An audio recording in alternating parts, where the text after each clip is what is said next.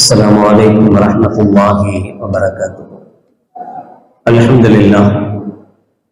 لله نحمده ونستعينه ونستغفره ونعوذ بالله من شرور أنفسنا ومن سيئات أعمالنا.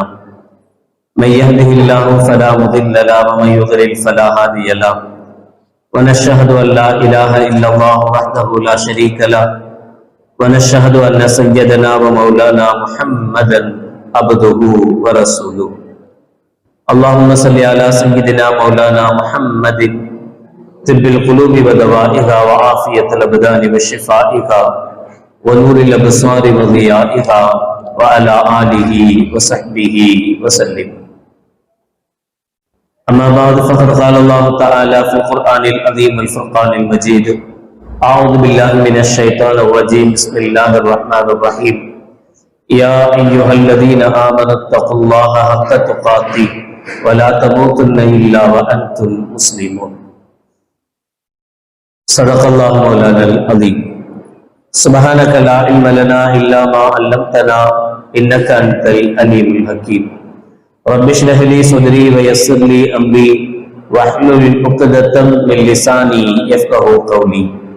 إن أريد إلا الإصلاح ما استطعت وما توفيقي إلا بالله. புகழ் அனைத்தும் அல்லாஹ் ஒருவருக்கே உரித்தாகட்டுமாக.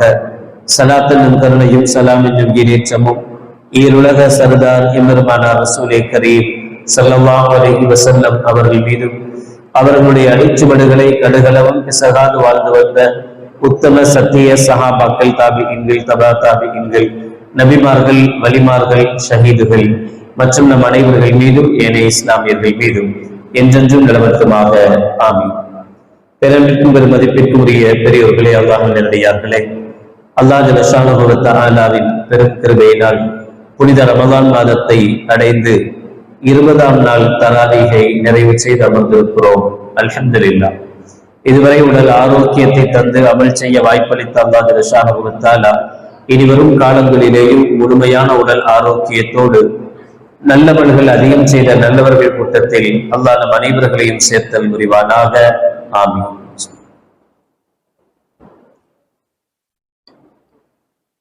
குர்ஆனில் 25 ஜுஸ்வுக்களை முழுமையாக தொழுகையில் ஓதி முடிக்கிற பாக்கியத்தை இன்று நாம் அடைந்திருக்கிறோம்.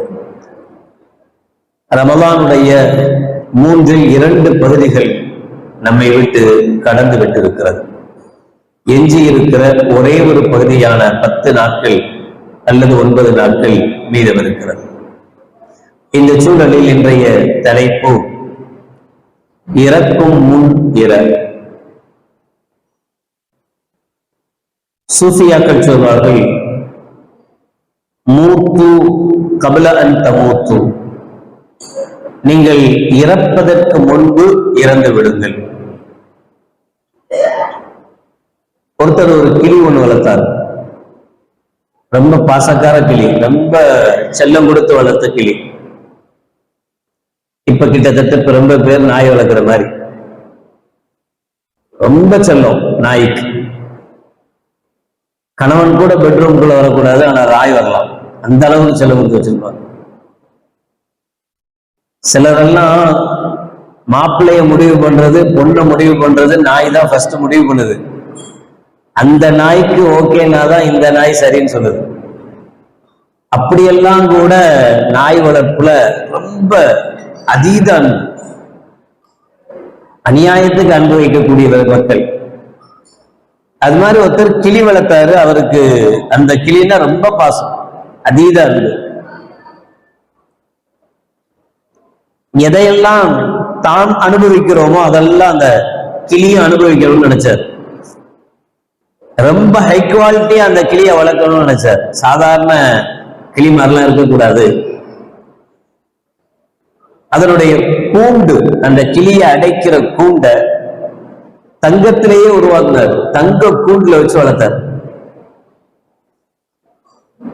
ஆனாலும் ரெக்கையை வெட்டி தான் விட்டுருப்பாரு, எல்லாம் பறந்து போயிடும்.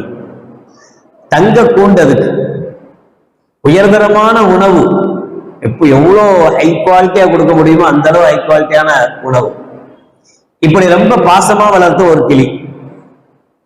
அவரு வெளிநாட்டுக்கு ஒரு தடவை கிளம்பி போறாரு சுற்றுலாவாக. அப்ப போகும்போது வீட்டுல உள்ளவங்கள்ட்ட எல்லாம் உங்களுக்கு என்ன வேணும், உங்களுக்கு சாதாரணமா பயணம் போகும்போது கேட்பாங்கல்ல, பயணம் போறோம்னா ஒவ்வொரு பிள்ளையும் ஒவ்வொரு சொல்லி எனக்கு அதை வாங்கிட்டு வாங்கத்தா இதை வாங்கிட்டு வாங்கத்தான்னு சொல்லுவாங்க. அது மாதிரி வீட்டுல உள்ள ஒவ்வொருத்தரும் தங்க ஆசைகளை எல்லாம் சொன்னாங்க. இன்னைக்கு வரும்போது அதை வாங்கிட்டு வாங்க இதை வாங்கிட்டு வாங்க என்ன. அப்ப இவர் பாசமா வளர்த்த அந்த கிளிகிட்ட போய் கேட்டார், நான் வெளிநாட்டு போறேன், உனக்கு என்ன வேணும் அப்படின்னா.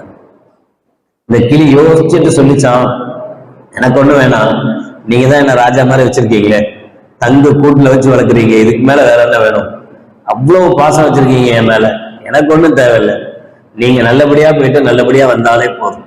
இது சொன்ன உடனே அங்க விழுந்துரும், எவ்வளவு வேணாலும் கொடுக்கலாம். இந்த வார்த்தை தான் ஃபர்ஸ்ட் நம்மளை மயக்கும்.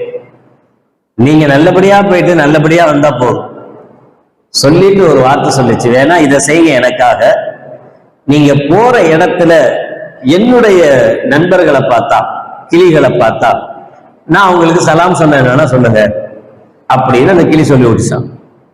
என்ன சேர்த்து நல்ல கதை சொல்றீங்களே அது நினைக்காதீங்க, இது ஒரு உருவக கதைன்னு சொல்லுவாங்க. இவரும் கிளம்பி போயிட்டார். போயிட்டு வெளிநாடு போனாரு, போய் டூர் எல்லாம் முடிச்சாரு, திரும்பி வந்தாரு. திரும்பி வந்து எல்லாத்துக்கும் என்னென்ன கொண்டு வந்தாரோ அதெல்லாம் கொடுத்தாரு. கொடுத்து முடிச்சுட்டு கிளிட்ட வந்தார். கிளிட்ட வந்து நடந்த விஷயத்த சொல்லணும். மனசு துடிக்குது, சொல்லவா வேணாமான்னு. ஏன் அப்படின்னா, இவர் போய் ஒரு இடத்துல கிளிகளை பார்த்தப்ப அந்த கிளிகள்கிட்ட இவர் வீட்டு கிளி தங்க கூண்டுல வச்சு நான் வளர்க்கிற அன்பான பாசமான கிளி, அந்த கிளி உங்களுக்கு சலாம் சொல்லுச்சு அப்படின்னு சொன்னார். சொன்ன உடனே அங்க இருந்த கிளிகள்ல ஒரு கிளி செத்து கீழே விழுந்துச்சு. இவருக்கு தாங்கவே முடியல மனசு. அந்த சலாம இங்க சொல்லாம இருந்திருக்கணும், பாவம் அநியாயத்துக்கு. அவங்க ரெண்டு பேரும் அவ்வளவு க்ளோஸ் போல தெரியுது, இவ்வளவு நாளா தேடி தேடி காஞ்சி போய் இருந்திருக்கும். அதை ஞாபகப்படுத்தின உடனே தாங்க முடியாம செத்துடுச்சு அப்படின்னாரு. அதே விஷயத்தை இப்ப இங்க வந்து சொல்லணும், சொல்லவா வேணாமான்னு யோசிச்சாரு. இருந்தாலும் சொல்லுவோம் அப்படின்னு கிளிட்ட போய் நான் போனேன், உன் கூட்டுக்காரரை பார்த்தேன், ஃப்ரெண்டுகளை பார்த்தேன், சொன்னேன்.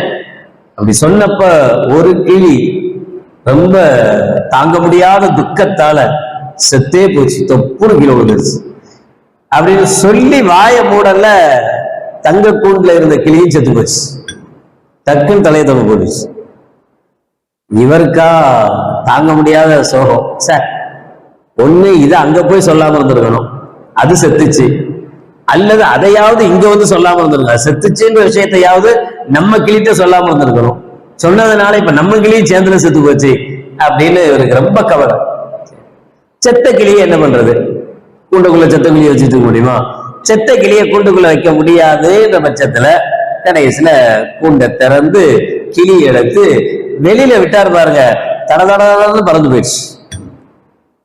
பறந்து மேல போய் உட்கார்ந்த பிறகு அவனை பார்த்து பேசிச்சு, அட அறிவு கட்ட முதலாளியே, நீ என்னதான் என்ன தங்க கூட்டுல வச்சானோ, என்னதான் எனக்கு உயர்தரமான சாப்பாடு கொடுத்தானோ, நான் சுதந்திரமா சந்தோஷமா நான் நினைச்ச இடத்துக்கு நினைச்ச நேரத்துக்கு போற மாதிரி அந்த சுதந்திரங்களும் சந்தோஷங்களும் எனக்கு கிடைச்சதா? இல்ல, கொண்டுக்குள்ளே போட்டு அடைச்சு வச்சிருந்த, கொஞ்சம் ரெக்க வளர்ந்தா வெட்டி விட்டுருவ, பறக்க விட மாட்டேன், என்னெல்லாம் பாடாப்படுத்துனேன், எவ்வளவு கஷ்டப்படுத்தினேன். ஆனா நீ என்ன நினைச்சுக்கிட்ட அப்படின்னா, நான் இதே அப்பா எல்லா கிளியை விட என் கிளிதான் ரொம்ப சந்தோஷமா இருக்கு, தங்க கொண்டு வச்சு வளர்க்குறேன் அப்படின்னு உனக்கு நீனே நினைச்சுக்கிட்ட. ஆனா நான் படாத பாடுபட்டேன், உங்ககிட்ட இருந்து படாத பாடுபட்டேன். நான் சலாம் சொல்ல விட்டனே, அப்படிதான், அதுக்குதான் அவங்கள்ட்ட கேட்ட ஐடியா. நான் இப்படி வசமா மாட்டிக்கிட்டேன், என்ன பண்றது அப்படின்றதுதான் அந்த சலாமுக்கு அர்த்தமே. அதுல ஒன்று செத்து விழுந்துச்சுன்னு சொன்ன பத்தியா, அப்பதான் எனக்கு ஸ்ட்ரைக் ஆச்சு. உண்மையில அது செத்து விழல, செத்த மாதிரி நடிச்சு விழுந்துச்சு. அது எனக்கு ஐடியா கொடுத்துச்சு, நீ அதே தங்க கூண்டுல செத்த மாதிரி நடி, உனக்கு விடுதலை கிடைச்சிரும் அப்படின்ற செய்தியை தான் என் ஃப்ரெண்ட் எனக்கு சொல்லி விட்டுச்சு. நீ சொன்ன, நான் அந்த செய்தியை கேட்டு அதே மாதிரி நானும் நடிச்சேன், செத்த மாதிரி நடிச்ச உடனே நீ செத்துட்டேன்னு நினைச்சு வெளியே தூக்கி விட்ட, எனக்கு சந்தோஷம் கிடைச்சிருச்சு, சுதந்திரம் கிடைச்சிருச்சு அப்படின்னு கிளி சொல்லிச்சான். இந்த கதை எங்க நடந்துச்சு, எந்த நாட்டுல நடந்துச்சு, இந்த கிளியை வளர்த்தது யாரு அப்படின்லாம் கேட்க கூடாது. இது நடந்ததா இல்லையா அதுவும் தெரியாது. ஆனா இந்த கதை சொல்ற கரு உண்மையானது.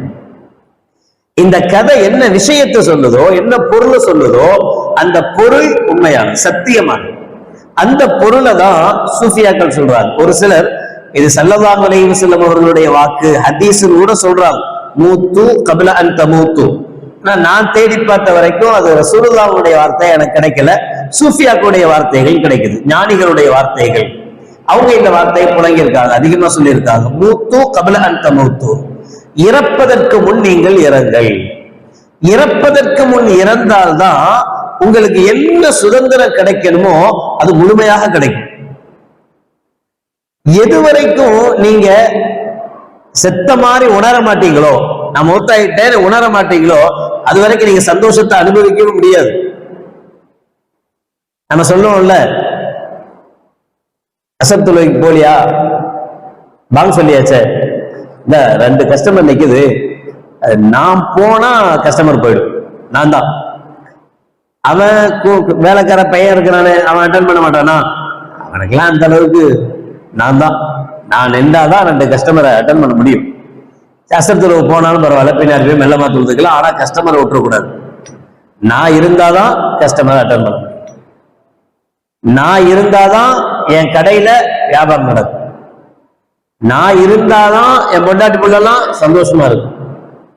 என்னாலத்தான் இதெல்லாம் நடக்குது, என்னாலத்தான் இதை நடத்த முடியுது. நான் இல்ல இதெல்லாம் தலைகீழ மாறி போயிடும். நான் இல்ல இதெல்லாம் அப்படி ஆயிடும்.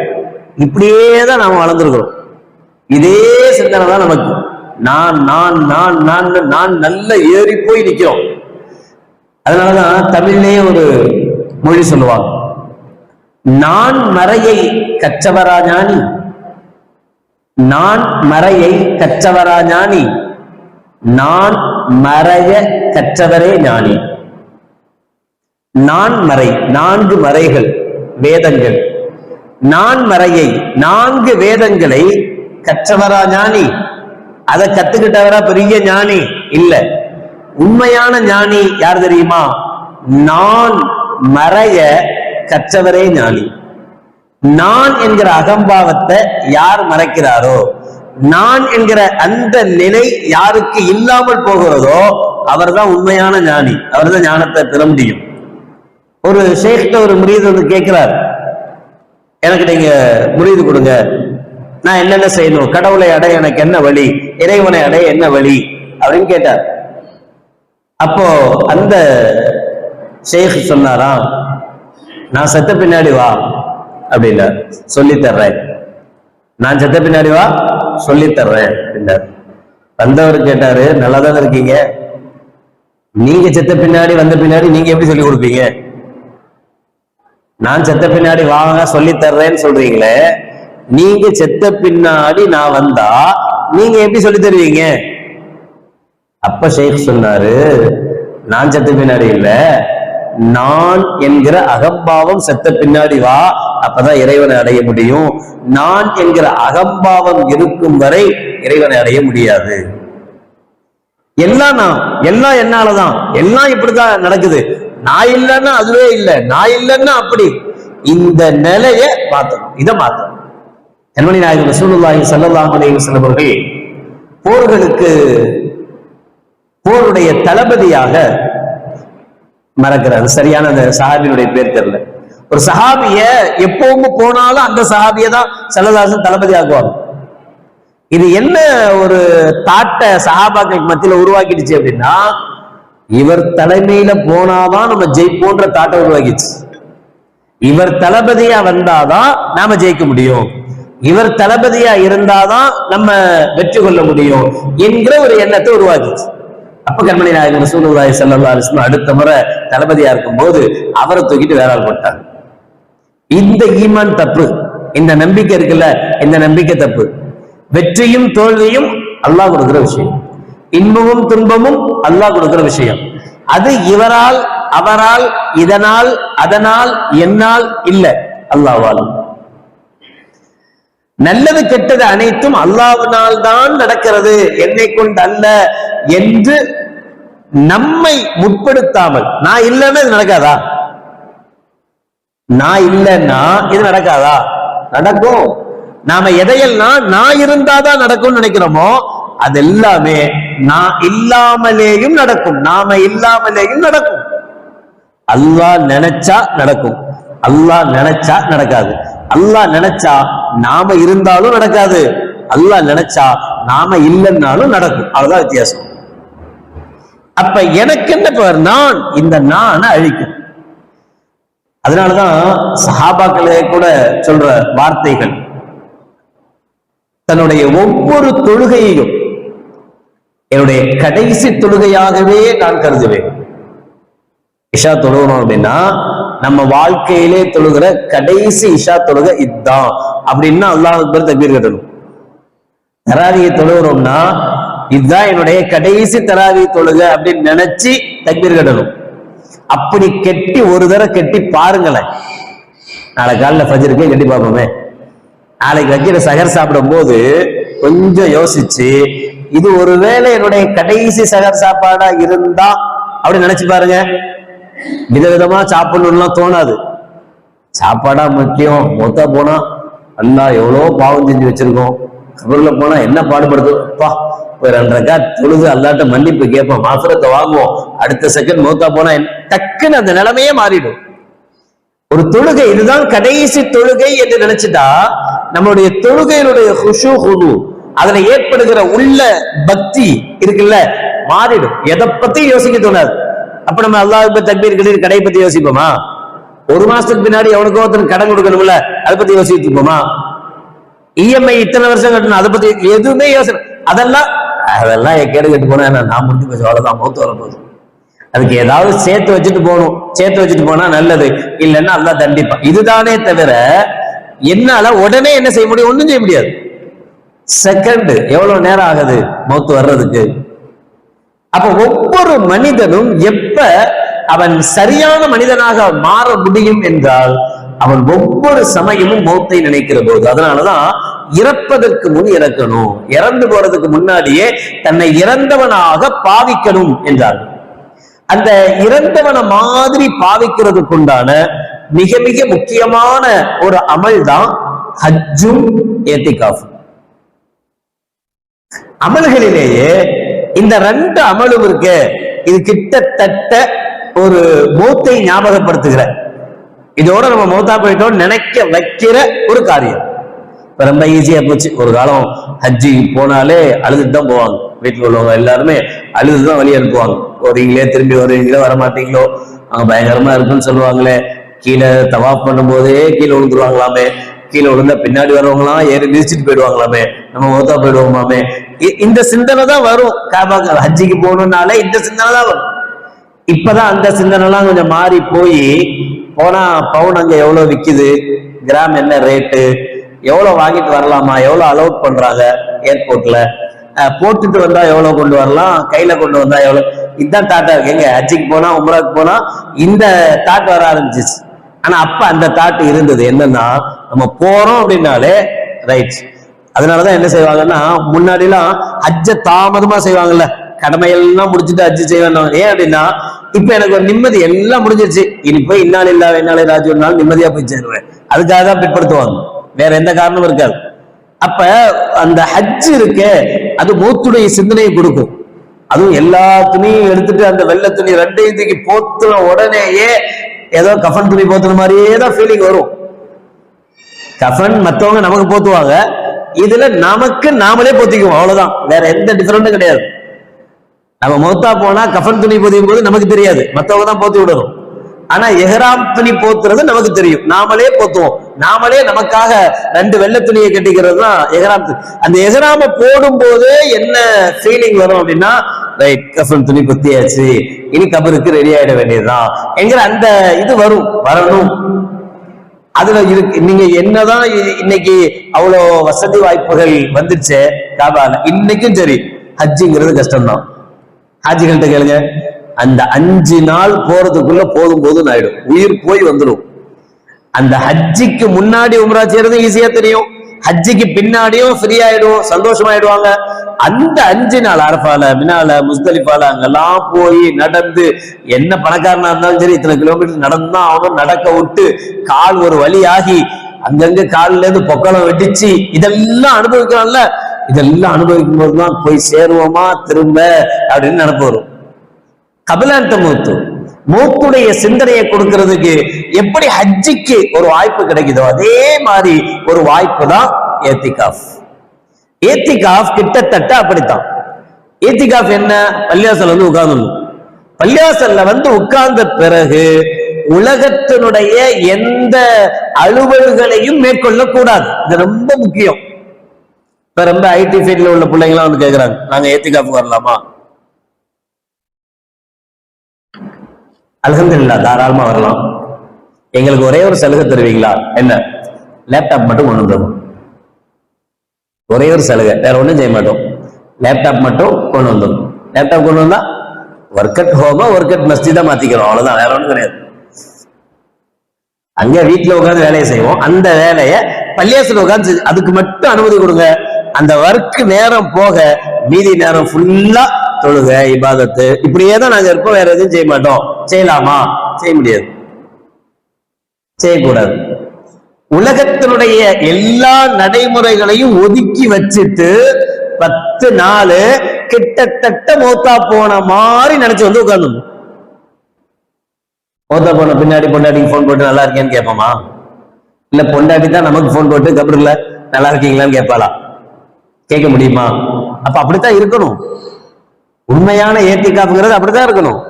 மனைவிட்ட பேசுறதோ மக்கள்கிட்ட பேசுறதோ யார்கிட்ட எந்த 10 நாளைக்கு எந்த தொடர்பும் இருக்கக்கூடாது. அல்லாஹ்வையும் நம்மையும் தவிர வேற எந்த தொடர்பும் இல்லாமல் இருக்கிறது தான் உண்மையான ஏத்திகாஃப். ஆனா இன்னைக்கு ஏத்திகாஃப் சர்வசாதாரணமா போச்சு. ஐபிஎல் மேட்ச் கூட ஏத்திகாஃப்லயே உட்கார்ந்து பாத்துறோம்.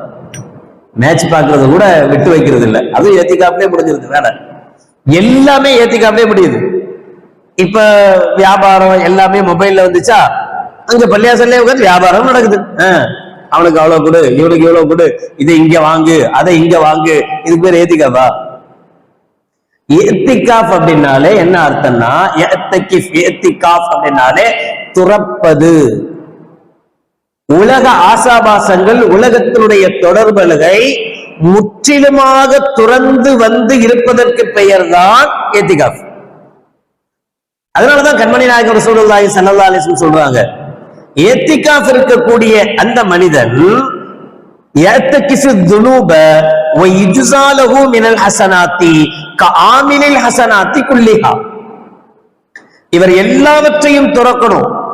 அப்படியானால் இவர் பாவங்கள், ஒரு பாவம் கூட இவற்றை இருக்காது. உள்ள வந்துட்டா, ஏத்திகாஃப்ல உட்கார்ந்துட்டா, இங்கேயும் உட்கார்ந்து 3வது நபரை பத்தி பேசக்கூடாது. ஏத்திகாஃப்ல வந்து உட்கார்ந்தா யத்தகிஃபு துனூப, அவர் பாவங்களிலிருந்து தன்னை துரத்தணும், தன்னை தூரமாக்கி கொள்ளணும். அப்படித்தான் வந்து உட்காரணும். ஏத்திகாஃப்ல வந்து உட்கார்ந்த பிறகும் எதை பத்தி பேசக்கூடாது? மற்றவைகளை பத்தி, மற்றவனை பத்தி, அடுத்த வாரத்தை செஞ்சான், இவன் இதை செஞ்சான், இவன் சரி இல்லை, அவன் சரி இல்லை, அது அப்படி, இது இப்படி, இவன் மோசமான, இதை எதுவுமே இருக்கக்கூடாது. உலக தொடர்பை பத்தி யோசிக்கவே கூடாது. இந்த உலக தொடர்புடைய யோசனைகளை எல்லாம் இழந்துட்டு வந்து உட்கார்ந்து. அதனாலதான் ஸல்லல்லாஹு சொல்றாங்க, யுஜ்ஸாலஹு மினல் ஹஸனாத்தி கஆமிலில் ஹஸனாத்தி குல்லிஹா. இதெல்லாம் கெட்டது.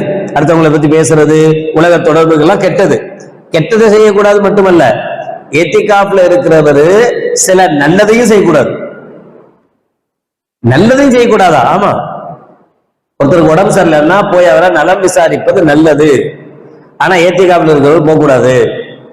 ஒருத்தர் மௌத்தா போனா மௌத்த போய் பார்ப்பது நல்லது. ஏத்திகாஃப்ல இருக்கிறவர் போக கூடாது. ஒருத்தர் இறந்து போனால் அவருடைய ஜனாசாவுக்கு பிறகு அவருடைய அடக்க ஸ்தலம் வரை போய் கூடவே சென்று அவரை அடக்கி வருவது நல்லது.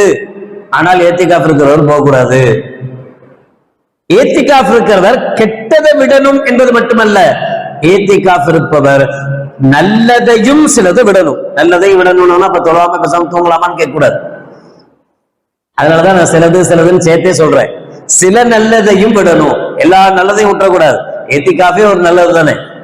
சில நல்ல விஷயங்களை விட்டுறணும். சில நல்ல விஷயங்களை விடுறதுக்குண்டான கூலி கிடைக்கும். செய்யக்கூடாது, ஆனா இத செஞ்சா என்ன நன்மை கிடைக்குமோ அவ்வளவு நன்மையும் யாருக்கு கிடைச்சிடும்? ஏத்திகாப்ல சும்மா உட்கார்ந்துட்டு இருக்கிறார்ல அவருக்கு அந்த நன்மைகள் கிடைக்கும் என்று கண்மணி நாயகம் ரசூலுல்லாஹி ஸல்லல்லாஹு அலைஹி வஸல்லம் அவர்கள் சொல்வார். நம்ம நினைப்போம், இல்ல 10 நாளா? ஆமா, 10 நாள் கடை விட்டு வந்தா கடை என்ன ஆகுறது? 10 நாள் பிசினஸ் விட்டா என் பையன் அதுக்கெல்லாம் லாய்க்கு அவன்லாம் ஒத்து வர மாட்டான். நான் ஒரு நாள் இல்லைன்னாலே உண்டு இல்லைன்னு ஆயிடுது, அவன்லாம் செட் ஆக மாட்டான் அப்படின்னு நினைக்கிறோம்ல. ஒரு 10 நாள் விட்டுட்டு தான் வாங்கல. ஒரு 10 நாள் பையன் தான் கடையை மெயின்டைன் பண்ணிட்டு என்னதான் நடக்குதுன்னு பாத்துருவோம். சில பேர் சொல்லுவாங்க 10 நாள்லாம் வேணாம் சொத்து, என் பிள்ளைகிட்ட 2 நாள் கொடுத்தா போதும், இருக்கிற சொத்து மொத்தத்தையும் அழிச்சிட்டு வந்துருவான். அப்படிப்பட்ட பிள்ளைய அல்லாஹ் எனக்கு தந்திருக்கிறான். அப்ப அவனை நம்பி விடக்கூடாது. யாரை நம்பி விடணுமோ அவங்களை நம்பி விடுங்க. ஆனால் ரிஸ்க தர்றவன் அல்லாஹ். நாமளே இருந்தாலும் நாம என்ன நினைக்கிறோமோ அந்த சம்பாத்தியம் கிடைக்காம போலாம். நாம 10 நாள் கடையே இழுத்து பூட்டிட்டு வந்தாலும் நமக்கு நல்லா என்ன ரிஸ்க் எழுதியிருக்கிறானோ அதை நிச்சயம் தந்தே ஆகும். இது என்ன செய்யும்? சரி, இப்ப மகனை விட மாட்டோம்னு சொல்றோம்ல, அல்லாஹ் பாதுகாக்கட்டும். மௌத்தா போயிட்டா என்ன செய்யுது? அவன் தானே பார்க்கணும். மௌத்தா போயிட்டா யார் பாப்பா கடைய? அவன் தானே பார்க்கணும். பெரிய பவன் தானே, அவன் தானே கூட நம்ம கூட இருக்கான் கடையில. அவன் தானே அவன் எப்படி பார்ப்பான்? அவனுக்கு ஒரு ட்ரைனிங் வேணாமா? ஹஜ்ஜிக்கு போங்க, ஒரு 15 நாளோ 40 நாளோ 40 நாள் அவன் கடையை பார்க்கட்டும், ட்ரைனிங் கிடைக்கும். ஏத்திகாப்ல வந்து 10 நாள் உட்காருங்க, 10 நாள் அவன் கடையை பார்க்கட்டும், பிசினஸ் பார்க்கட்டும், அவனுக்கு வந்து ட்ரைனிங் கிடைக்கும். நம்ம என்ன செஞ்சே பண்ணிடுறோம் அப்படின்னா ஒண்ணும் தெரியாதுன்னே பல அத்தாமார்கள் பிள்ளைய அப்படித்தான் வச்சிருக்காங்க. தன் புள்ள மேல நம்பிக்கை வைக்கிறதுனா ரெண்டாவது. ஊர் உலகமெல்லாம் இவனை பெரிய ஆளா சொல்லும். ஊர் உலகமெல்லாம் நல்ல டேலண்டான பையன், நல்ல டேலண்டான பர்சன், அழகா நல்லா சாதிச்சிருவான், எவ்வளவு சாதுரியமா இருக்கான் அப்படின்னு ஊர் உலகமெல்லாம் சொல்லும். அத்தாட்டை அம்மாடை கேளுங்க, அவனை பத்தி எனக்கு தெரியாதா, முட்டா பையன் அப்படிமா.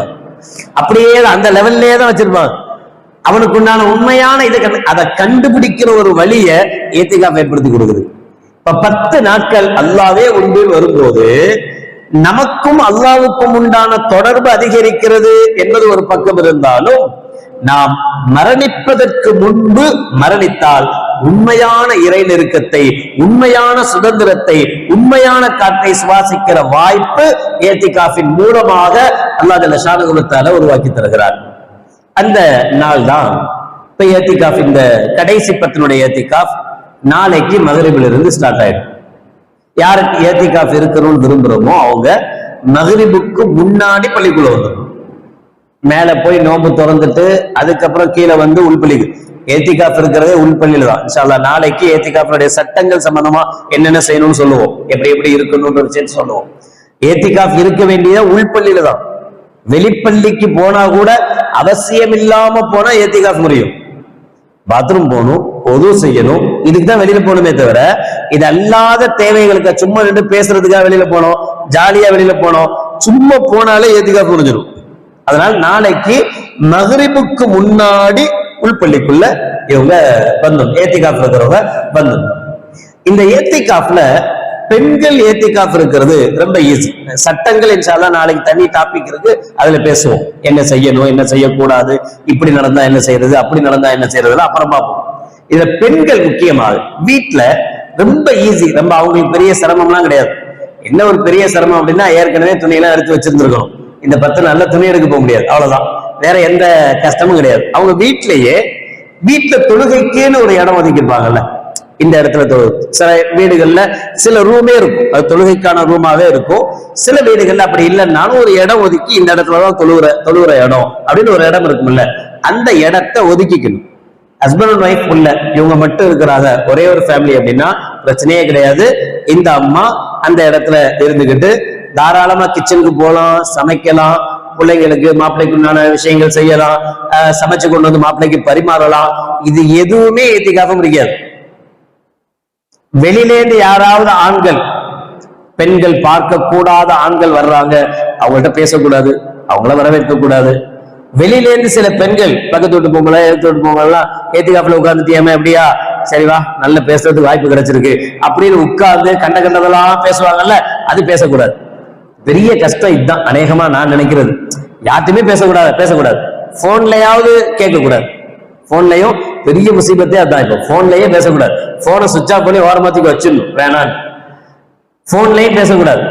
இப்ப இவங்க இபாதத்து அவங்க உண்டு, அதுக்குன்னு ஒரு இடத்தை ஒதுக்குறது எதுக்கு அப்படின்னா, இவங்க ஏத்திகாஃப்ல இருக்கிறாங்க அப்படின்னு புதுசா வர்றவங்களுக்கு தெரியணும். பள்ளிவாசல்ல கூட திரையெல்லாம் போடுறோமே எதுக்கு? இவங்க ஏத்திகாஃப்ல இருக்கிறவங்கன்றத அடையாளப்படுத்துறதுக்காக. ஏன் அடையாளப்படுத்துறோம்? நாம கண்ண கடந்து இவங்க பள்ளிவாசல்ல வச்சுக்கிறோம், பேசுறோம். இப்ப அவங்கள்ட்ட போய் அதை பேசும்போது என்ன ஆகும்? இவ்வளவு கஷ்டப்பட்டு அவங்க இருக்கிற ஏத்திகாஃப் அதனால வீணா போகும். அதனால அவங்க ஏத்திகாஃப் இருக்கிறவங்க அவங்கள்ட்ட போய் அவன் செத்தானா, இவன் வந்தானா, இந்த ஆட்சி இப்படி மாறிச்சான், எதுவுமே அவங்கள்ட்ட போய் பேசக்கூடாது. அதனாலதான் நம்ம என்ன செய்வோம் அப்படின்னா, இந்த 20க்கு பின்னாடி உள்ள தலைப்புகள் எல்லாம் கூட இது மாதிரியே அமைச்சுக்குவோம். இந்த இதுக்கு முன்னாடி கல்யாணம், வரமா, சாபமா, சூப்பர் ஜோடி அப்படிலாம் பேசணும்ல, அது மாதிரிலாம் இப்ப பேச மாட்டோம். ஏத்திகாஃப்ல இருக்கிற 4வது நாள் எழுந்து போயிடுவார் வீட்டுக்கு, போயிட்டு வர அப்படின்னு, அதெல்லாம் கொடுக்க மாட்டோம். அப்படி இல்லாம அல்லாஹ், ரசூல், இபாதத்து இப்படியேதான் கொடுப்போம். ஏன்னா ஏத்திகாஃப்ல இருக்கிறவங்க இருக்கிறாங்க, இப்ப அவங்களுக்கும் தகுந்த மாதிரி நம்முடைய பேச்சுக்கள் எல்லாமே அமையணும் அப்படின்றதுக்காக தான் இதெல்லாம் செய்யறோம். அப்ப ஏத்திகாஃப்ல இருக்கிறவங்க அடையாளப்படுத்துறதுக்காக ஒரு சேனல். வீட்லயும் அதுக்கு உண்டான வாய்ப்பு இருந்தால், ஒரு இடத்தை ஒதுக்க முடிஞ்சா, தனியா அடையாளப்படுத்த முடிஞ்சா, அந்த இடத்தை அடையாளப்படுத்தி பெண்கள் அங்க இருந்துக்கலாம்.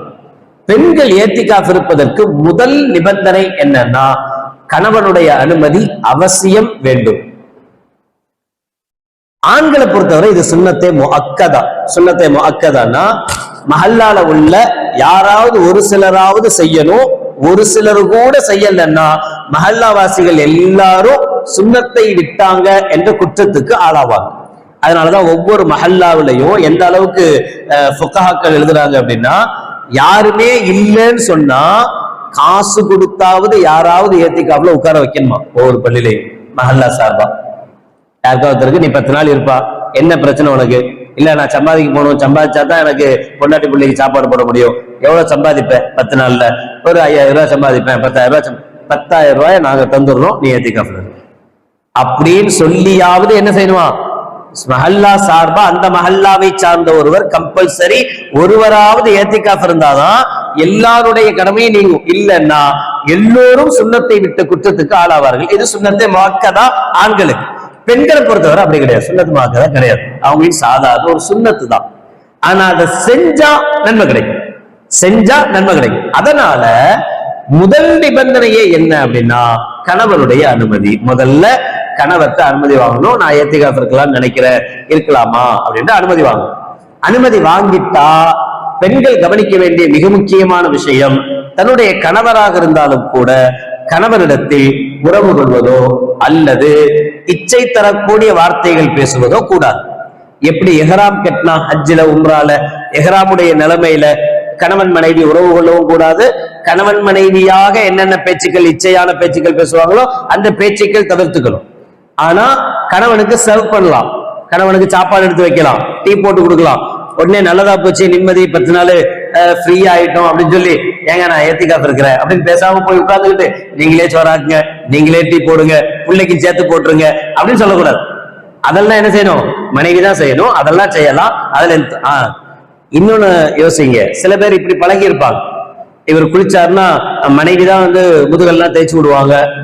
இவர் குளிச்சுட்டு வந்த பின்னாடி மனைவி எண்ணெய் தேய்ச்சி, தலைக்கு எண்ணெய் தேய்ச்சி, அப்படிலாம் இல்லையோ? நீங்க யாருமே பேன் முடிக்கிறது பார்த்தா இதெல்லாம் எந்த காலத்துல எதிர்த்து நீங்க இருக்கிறீங்க? இந்த காலத்துல நம்ம தேய்ச்சா போதாதா, அவங்க வேற தேய்ச்சி விடுறாங்களான்னு கேட்கிற மாதிரியே. சில பேர் அப்படி பழகி இருப்பாங்க. ரொம்ப நல்ல ஆளா இருக்கும்போது, மனைவியா இருக்கும்போது அவங்க என்ன செய்வாங்க, வந்த உடனே தலையை தொடுத்தி விடுவாங்க, கணவருக்கு எண்ணெய் தேய்ச்சி விடுவாங்க. இப்படிலாம் இருக்கும். அப்படி இருந்தால் அதெல்லாம் செய்யக்கூடாது ஏத்திகாஃப் இருக்கும்போது. நீங்க தான் சொன்னீங்களா, சாப்பாடு ஆக்கி கொடுக்கலாம், சாப்பாட்டை முன்னாடி கொண்டு வந்து வைக்கலாம், டீ போடலாம், டீயை கொண்டு வந்து வைக்கலாமே தவிர திடீர்னு அவர் கால் வலிக்குதுன்னு வந்தாரு, அவர் கால் அமுத்தி விடலாமா? போகக்கூடாது, டச்சே பண்ணக்கூடாது. பக்கத்துல கூட விடக்கூடாது, டச்சே பண்ணக்கூடாது. இந்த விஷயத்துல ஏத்திகாஃப் இருக்கிற பெண்கள் உஷாரா இருக்கும். ஏன்னா இங்கதான் ஏத்திகாஃப் முறியறதுக்கு வாய்ப்பு இருக்கலாம். இன்னொரு முக்கியமான விஷயம், பெண்களுக்கு ஏத்திகாஃப் எதனால முறியும் அப்படின்னா, அவங்களுக்கு இடையில் 4 நாள் இருந்தாங்க, 5 நாள் இருந்தாங்க, இடையிலேயே அவங்களுக்கு மாத தீட்டு வந்துருச்சு அப்படின்னு சொன்னா, தீட்டு வந்தா ஏத்திகாஃப் முடிஞ்சிடும். 5வது நாள் 10 நாள் இருக்கணும்னு நினைச்சுதான் இருந்தாங்க, அந்த டேட் இல்ல, வர வேண்டிய டேட் கிடையாது. ஆனா என்னவோ உடம்புடைய அப்படியே உட்கார்ந்தது ஹீட்டு ஏதோ ஒன்னால சீக்கிரம் வந்துருச்சு, 3ஆவது நாள் 5ஆவது நாள் வந்துருச்சுன்னா அது அப்படியே ஏத்திகாஃப் முறிஞ்சிரும். இன்னொரு நாள் ஏதாவது ஒரு நாள்ல ஒரே ஒரு நாள் மட்டும் அந்த முறிஞ்ச அந்த ஒரே ஒரு ஏத்திகாஃப் மட்டும் ஒரு நாள் மட்டும் ஏத்திகாஃப் வச்சா போதுமானது. மற்றபடி பெண்களுடைய ஏத்திகாப்ல வீட்டுல இருக்கக்கூடிய ஏத்திகாப்ல இது மாதிரி விஷயங்கள். இன்னொன்னு டிவி கரெக்டா ரூமுக்குள்ள வச்சு டிவியை வச்சுக்கிட்டு நான் ஏத்திகாப் இருக்கிறேன்ற பேர்ல உட்கார்ந்துக்கிட்டு வரிசையா டிவினா எந்த டிவியும் எந்த சேனலும் பார்க்க கூடாது தேவையில்லாம. இல்ல நான் ஹரம் டிவி ஹரம் சேனல் பார்க்கவா, ஹரம்ல தொழு வைக்கிறது அப்படியே பார்த்துக்கிட்டே இருக்கும். அப்படித்தான் பார்க்கலான்னு ஆரம்பிப்போம். ஆரம்பிச்சோடனே அப்புறம் மனசு சொல்லும் 4:30 மணிக்கு அந்த ஜெத்து பயான் பண்றாரு சகர் நேரத்துல, அதை பார்த்துக்கலாமே, பயான் தானே பேசுறாரு அப்படின்னு பயான வைப்பாங்க. பயான்ல இடையில என்ன வரும்? விளம்பரம் வரும். விளம்பரத்துல யார் வருவா? கண்டவன்லாம் கண்டதெல்லாம் சொல்லுவா, தப்பா போயிடும். அதனாலதான் டிவியே பார்க்க வேணாம்னு சொல்றது. பயானும் கேட்க வேணாம் டிவியில, அது மாதிரி என்ன செய்ய வேணாம், ஹரமுடைய இதையும் பார்க்க வேணாம். பேசாம அல்லான்னு உட்கார்ந்தீங்களா, குர்ஆன் எவ்வளவு முடியுமோ அவ்வளவு குர்ஆன் ஓதி, எவ்வளவு தஸ்பீஹாத்துகள் செய்ய முடியும் அவ்வளவு தஸ்பீஹாத்துகள் செய்து, பிள்ளைகளுக்காக கணவருக்காக அல்லாஹ்விடத்துல பாவ மன்னிப்பு கேட்டு துஆ செஞ்சு செய்யக்கூடிய ஒரு நல்ல வாய்ப்பு பெண்களுக்கு அமையும். பெண்கள் கவனிக்க வேண்டியது, கணவனிடத்தில் முபாஷரா கூடாது, உறவு கூடாது. கணவனிடத்தில் உறவு சம்பந்தப்பட்ட இச்சை சம்பந்தப்பட்ட பேச்சுக்கள் கம்பல்சரி பேசக்கூடாது. சாதாரணமான ஹிதுமத்துகள் பணிவிடைகள் கணவருக்காக செஞ்சு கொடுக்கலாம். காலமுக்கிறது கை முக்கிறதுமான இருவருடைய உடலும் உரசுகிற மாதிரியான ஹிதுமத்துகளை கணவன் மனைவி கணவருக்கு செஞ்சு கொடுக்க கூடாது. இது மாதிரி விஷயத்துல பெண்கள் கவனமா இருந்தாலே போதும், அவங்க தாராளமாக ஏத்திகாஃப் இருக்கலாம். ஒரே அறைதான் இருக்கு, ஒரே ரூம். சில வீடுகள் இருக்கும் தனியா கிச்சன் கிடையாது, அதுலயே ஒரு ஓரத்துல கிச்சன் இருக்கும், அங்கதான் சாப்பிடுவாங்க, அங்கதான் படுப்பாங்க, அவ்வளவுதான் இருக்கு. இப்ப இந்த பெண்ணு தன்னை ஏத்திகாஃப் இருக்கணும்னு ஆசைப்படுறாங்க, ஒரே ரூம்ல தான், கணவன் அங்கதான் இருப்பாரு, பிள்ளைங்களும் அங்கதான் இருப்பாங்க, இவங்க அங்கேயே இருந்துக்கலாமா? பிரச்சனை இல்லை. என்ன செய்யணும் அப்படின்னா, புள்ள நடுவுல படுத்துக்கணும், நீங்க கொஞ்சம் ஓரமா இருக்கணும், இந்த பக்கம் ஏதாவது திரைச்சீலைகள் ஏதாவது ஒண்ணு கட்டிக்கணும். ஆக இந்த விஷயத்துல கவனம் இருந்தாலே ஒரு பெண்ணால் ஈஸியா, ரொம்ப ஈஸியா ஏத்திகாஃப் இருக்க முடியும். பெண்கள் வீடுகள்ல ஏத்திகாஃப் இருப்பது ரொம்ப ரொம்ப நல்லதும் கூட. ஒரு சுன்னத்தை ஹயாத்தாக்குற, ஒரு அதிகமாக ஓதுறதுக்கும் அதிகமாக இபாதத் செய்யறதுக்கும் ஒரு வாய்ப்பு கிடைப்பதற்கு அது ஒரு நல்ல வாய்ப்பாக அமையும். அந்த அடிப்படையில் செய்யலாம். அல்லாஹ்வுடைய கிருபையில் ஆண்கள் ஏத்திகாஃப் இருக்கக்கூடியவர்கள் கண்டிப்பாக நாளை மகரிபுக்கு முன்பாக பள்ளிவாசலுடைய உள்பள்ளிக்கு வந்துடணும். வந்த பிறகு அவர்கள் என்னென்ன செய்யணும், என்னென்ன செய்யக்கூடாது என்கிற விஷயங்களை இன்ஷா அல்லாஹ் நாளைக்கு ஏத்திகாஃபுடைய சட்டங்கள் என்கிற தலைப்பில் பார்ப்போம். அல்லாஹ் ஜல்ஷானஹு வ தஆலா அல்லாஹ்வையும் அவனது ரசூலையும் உண்மையாக நேசத்தால் பின்பற்றி வாழும் பாக்கியத்தை அல்லாஹ் நம் அனைவர்களுக்கும் நசீபாக்கி தருவானாக. வாஹிர் தஅவானா அல்ஹம்துலில்லாஹி ரப்பில் ஆலமீன். பிஸ்மில்லாஹிர் ரஹ்மானிர் ரஹீம். அல்ஹம்துலில்லாஹி ரப்பில் ஆலமீன். اللهم صل على سيدنا مولانا محمد وعلى آل سيدنا مولانا محمد وبارك وسلم عليه. ربنا ظلمنا أنفسنا وإن لم تغفر لنا وترحمنا لنكونن من الخاسرين. ربنا اغفر لنا ذنوبنا وإسرافنا في أمرنا وثبت أقدامنا وانصرنا على القوم الكافرين. اللهم تقبل منا صلاتنا وصيامنا وقيامنا وركوعنا وسجودنا وتخشعنا وتضرعنا وتمم تقصير أعمالنا وتجاوز عنا سيئاتنا وتوفنا مع الأبرار. ربنا آتنا في الدنيا حسنة وفي الآخرة حسنة وقنا عذاب النار. وصلى الله تعالى وسلم على خير خلقه سيدنا محمد وعلى آله وأصحابه أجمعين. سبحان ربك رب العزة عما يصفون وسلام على المرسلين والحمد لله رب العالمين. سبحان الله وبحمده سبحانك اللهم وبحمدك أشهد أن لا إله إلا أنت أستغفرك وأتوب إليك. سبحان ربك رب العزة عما يصفون وسلام على المرسلين والحمد لله رب العالمين. صلى الله على محمد صلى الله عليه وسلم. صلى الله على محمد صلى الله عليه وسلم.